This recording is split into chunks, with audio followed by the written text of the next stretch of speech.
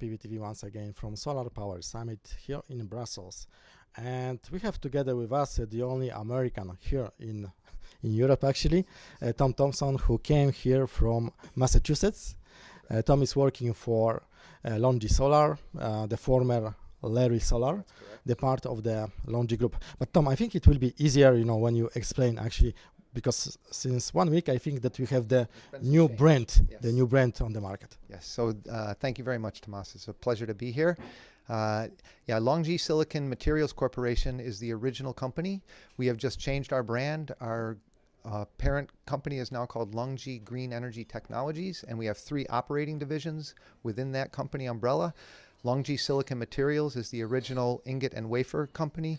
LONGi Solar is the cell and module company, and then LONGi Solutions is the development arm, focused mostly on China, but looking at markets outside of the Chinese market right now. So you brought, let's say, everything under the LONGi name, yes? That is correct. The Larry name is gone, and it's now a LONGi brand. Okay, so LONGi is a company which is only producing monocrystalline modules, yes? We are the world's largest monocrystalline wafer manufacturer, and that has been our bedrock, our foundation for profitability, as well as our entry into the cell and the module business, which is new for us. Okay, so you are, let's say, stopping your activities in solar on the sales of modules. You are not acting as EPC or project developer, or how does it work actually, your business model? Sure. So we are vertically integrated through development. As I mentioned, LONGi Silicon is the ingot wafer company, LONGi Solar is the cell module company, and then LONGi Solutions is doing the development downstream. We will not be doing our own EPC work. We are looking to work with some of the leading EPCs,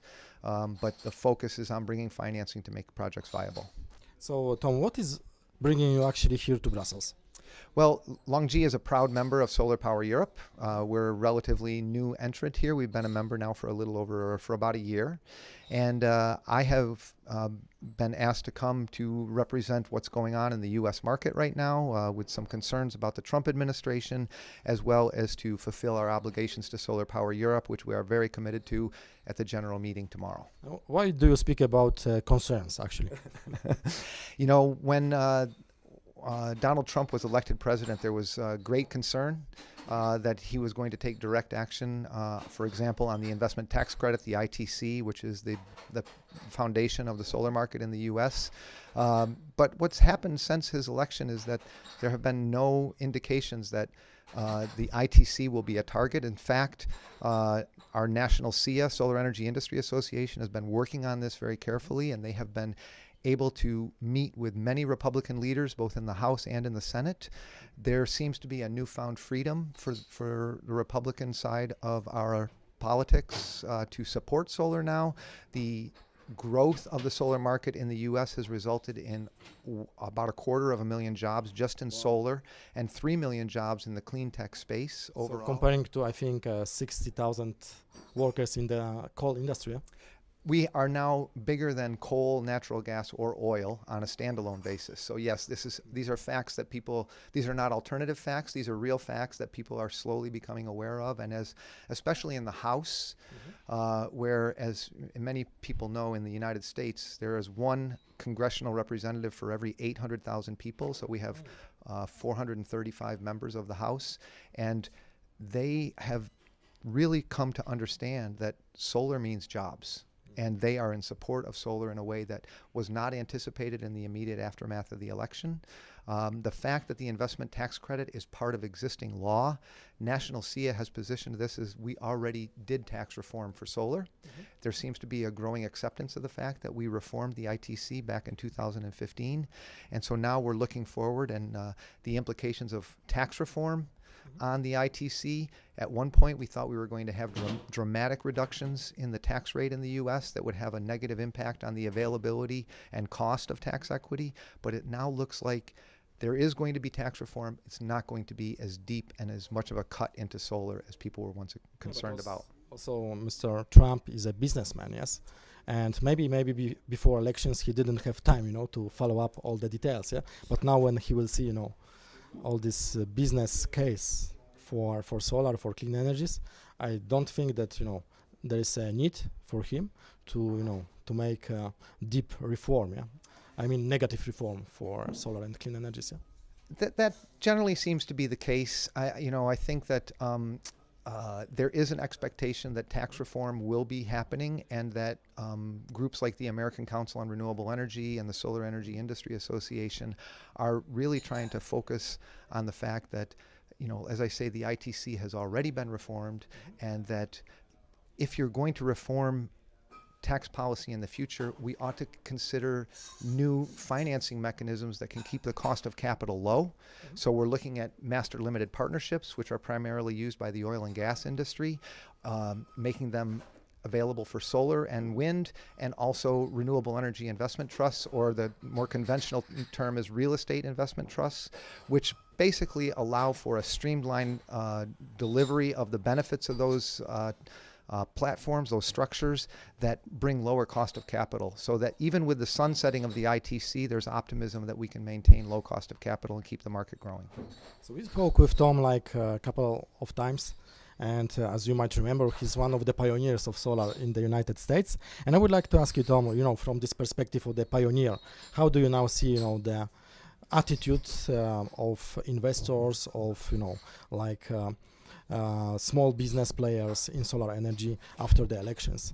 Did it change, or actually it's stabilizing now? Again, this was initially thought to be a big concern, but in preparation for this conference, I was able to speak with developers of residential rooftop as well as utility scale projects, financiers, and even the largest banks.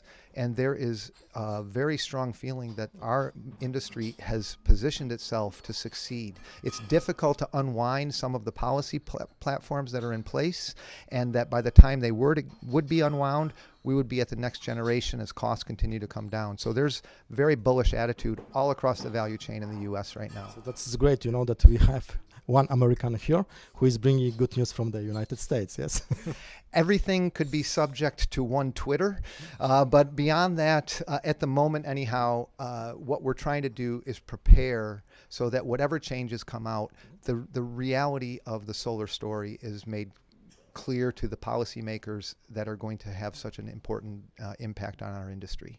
Okay, so let's say that already we are so positive about the United States, and I would like to ask you now about your role at LONGi, yes, because you are in charge of sales activities of LONGi Solar in United States. So what is your strategy for the American market? Right now, we are in the process of getting our factories up and running.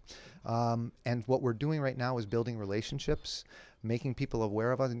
People are not familiar with the LONGi brand, so we're targeting. Or even Larry. Certainly not the Larry brand, yes.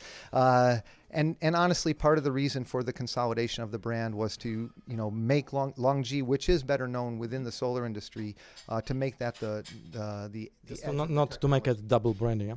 Exactly right. Exactly right. What is like, how the customers are receiving, LONGi in the United States? The press that we have been receiving is extremely positive. There's great enthusiasm for the LONGi technology. The transition to monocrystalline is relatively new. Everybody's very used to multi. Their exposure to mono has been much more limited. So the efficiency gains, our objective to be near price parity with multi, is creating incredible interest from the smallest to the largest developers. Okay, it's always great to have an American in Europe because he's bringing only the good news, yes? And so a lot of positive thoughts. So thank you so much. So just maybe last question. So what is your expectation in terms of the size of the solar market in the United States? For this year? For this year. Again, the projections, so last year we were 14 gigawatts. It's not expected to get to that level this year, but everybody's seeming to align around a 12 gigawatts, the 12 gigawatt goal. So I think that we're still going to be in double digits on the gigawatt scale in the U.S. this year. And going forward, we continue to remain bullish.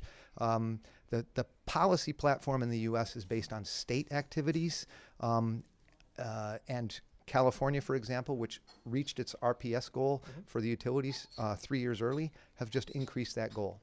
So also New York, I think, recently made some announcements. New York has the REV, Renewing the Energy Vision, which is brilliant in the concept of making the transmission and distribution network as a DG platform, a distributed generation platform.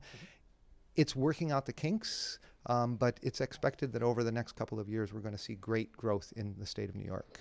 So the America will be great again, yeah? America will be great again. And I guess that's the last point, is that trade policy is a different issue.